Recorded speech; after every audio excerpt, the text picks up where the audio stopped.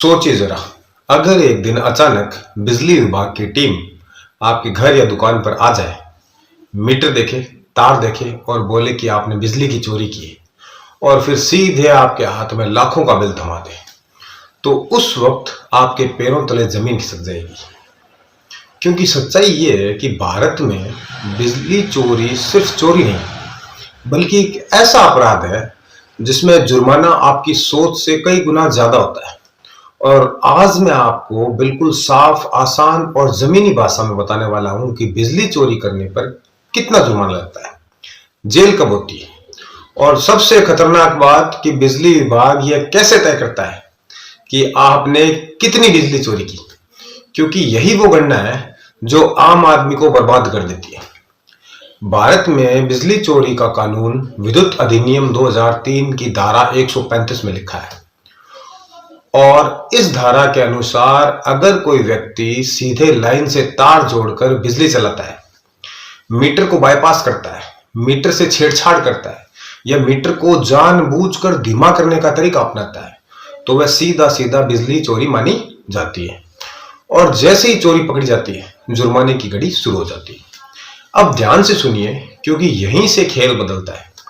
अगर पहली बार बिजली चोरी पकड़ी जाती है तो कानून कहता है कि जितनी बिजली चोरी हुई है उसकी अनुमानित राशि का कम से कम 2 गुना जुर्माना लगेगा।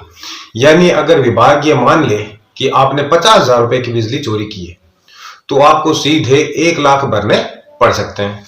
और साथ ही 6 महीने तक की जेल का प्रावधान भी है। भले ही पहली बार में जेल कम होती हो, लेकिन कानून में डर रखा गया है।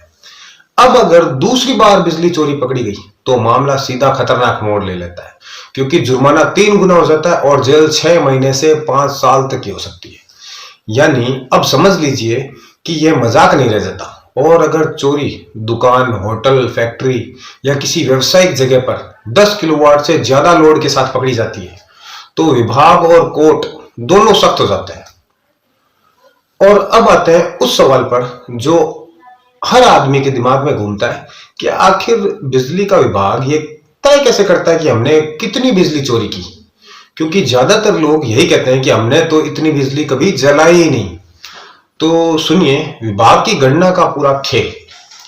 जांच के दौरान टीम यह गिनती करती है कि मौके पर कौन कौन से बिजली के उपकरण चल रहे हैं, जैसे पंखे, बल्ब, फ्रिज, एसी, मोटर, मशीनें। फिर हर उपकरण की वाट या किलोवाट क्षमता जोड़ी जाती है। मान लीजिए कुल लोड 5 किलोवाट निकला।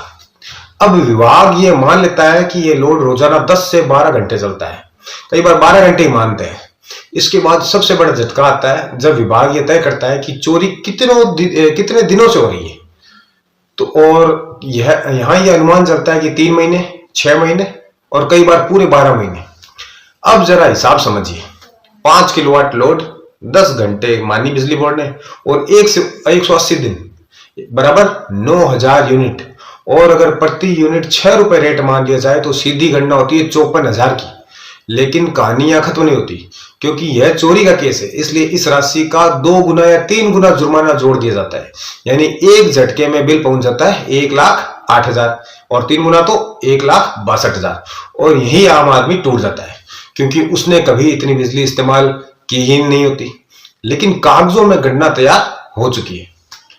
अब एक और सच सुनिए, बिजली चोरी के केस में विभाग सिर्फ जुर्माना नहीं लगाता, बल्कि बिजली काट देता है और असेसमेंट बिल बनाता है, एफआईआर दर्ज करवा सकता है और मामला स्पेशल इलेक्ट्रिसिटी कोर्ट तक पहुंच जाता है। लेकिन कानून ने एक राहत का रास्ता भी दिया है, जिसे कंपाउंडिंग कहते हैं। यानी अगर पहली बार चोरी पकड़ी गई है तो आप तय रकम भरकर पूरा केस वहीं खत्म कर सकते हैं। राजस्थान जैसे राज्यों में घरेलू उपभोक्ताओं के लिए यह राशि प्रति किलोवाट 2,000 से 5,000 तक हो सकती है, और कॉमर्शियल के लिए 5,000 से 10,000 प्रति किलोवाट। इसका मतलब यह है कि एफआईआर नहीं होगी, कोर्ट नहीं जाना पड़ेगा और नया कनेक्शन भी मिल सकता है। लेकिन ध्यान रखिए, यह मौका बार बार नहीं मिलता। अब अगर कोई व्यक्ति कोर्ट में लड़ना चाहता है तो सबसे बड़ी लड़ाई इसी गणना पर होती है कि क्या विभाग ने सही लोड जोड़ा, सही समय माना, सही अधिकारी ने जांच की, सही पंचनामा बनाया गया और सही प्रक्रिया अपनाई गई। क्योंकि अगर यहां गलती है तो पूरा केस हिल सकता है। कई मामलों में अदालतों ने कहा है कि सिर्फ मीटर खराब होना अपने आप में बिजली चोरी नहीं है, जब तक चोरी का इरादा साबित ना हो। और यही वजह है कि बिजली चोरी के मामलों में असली खतरा तार या मीटर नहीं, बल्कि वह अनुमानित गणना है जो कागजों पर बैठकर बना दी जाती है। इसलिए अगर आप या आपके किसी जानने वाले पर कभी ऐसा केस आए तो डरने से पहले जानकारी रखिए, क्योंकि जानकारी ही सबसे बड़ा हथियार है। और याद रखिए, बिजली चोरी सस्ती बिजली का तरीका नहीं, बल्कि महंगी मुसीबत का शॉर्टकट है। तो दोस्तों, अगर आपको वीडियो पसंद आया तो लाइक जरूर करें, और ऐसे ही कानून से जुड़ी हर बात को एकदम आसान भाषा में समझने के लिए चैनल को सब्सक्राइब कर लें।